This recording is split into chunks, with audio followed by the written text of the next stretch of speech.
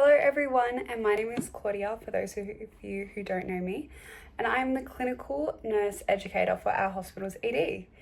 I would love to begin today's in-service by acknowledging the traditional owners of the land in which this hospital stands on today, the Darug people. I pay my respects to elders past, present and emerging, and I extend my respect to all Aboriginal and Torres Strait Islander people who are here with us today. Just for a moment, picture this. Imagine walking into an ED because you feel unwell, only to be greeted with cold stares, assumptions, and an overwhelming sense of not belonging.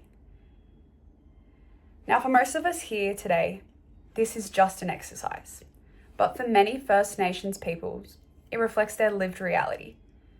During today's in-service, I'll be discussing health equity issues faced by our First Nations peoples, with a particular focus on how we, as emergency nurses, can improve care and health outcomes.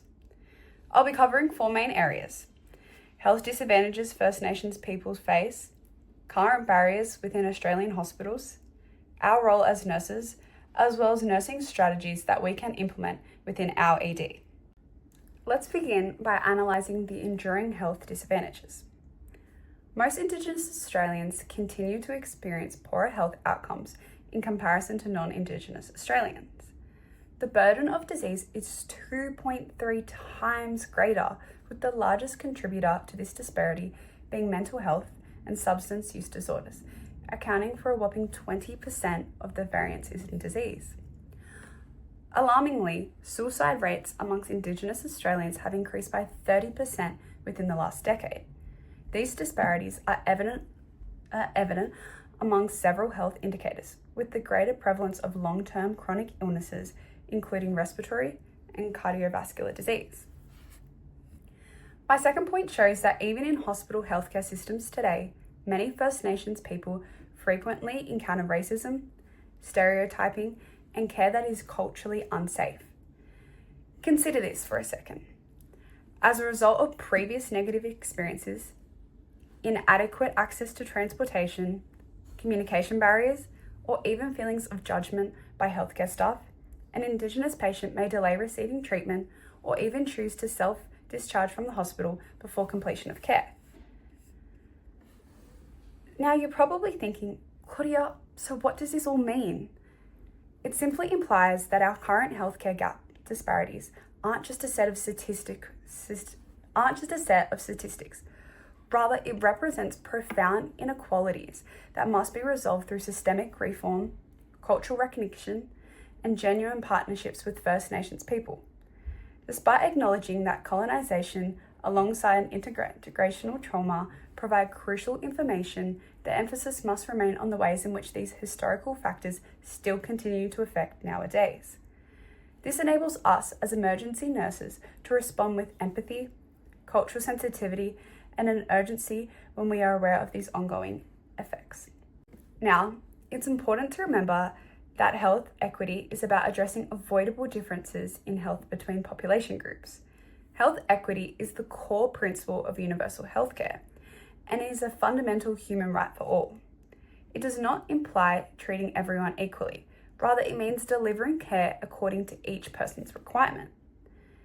Implementing health equity for Indigenous community entails acknowledging historical, cultural, and social determinants.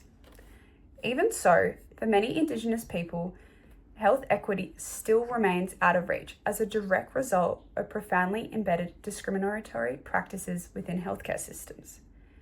These practices frequently lead to the provision of culturally unsafe care, stereotyping, and excluding of loved ones from the decision-making processes.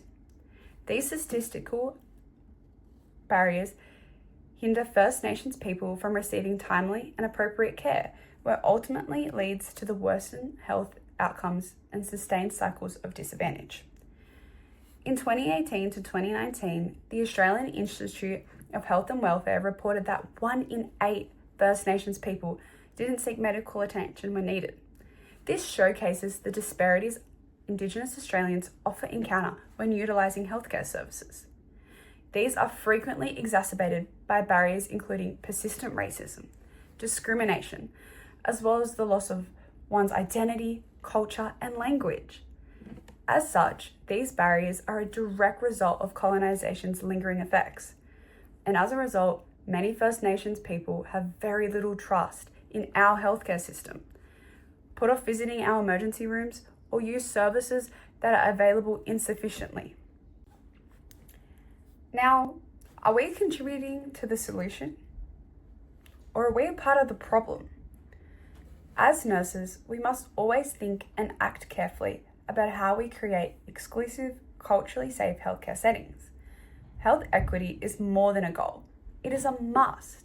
This entails continuous recognition of the influences of historical, cultural, and social factors on health outcomes. We as nurses can start to break down these barriers by asking thought-provoking questions such as, in your day-to-day life, what would make a difference?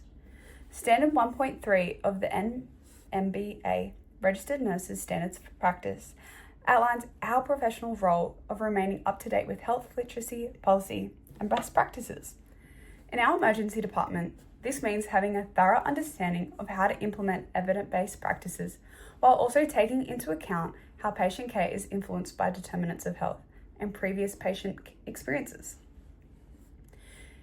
The Code of Conduct also outlines how to offer treatment to First Nations peoples that respect their values and acknowledge the ongoing effects of colonization as well as integrational trauma.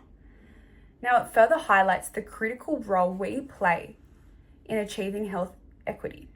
As such, to keep improving as nurses and to help change our emergency department environments from places of exclusion to places of empowerment and healing, we must always self-reflect on our practices, confront unconscious bias we may hold, and take part in culturally safe training.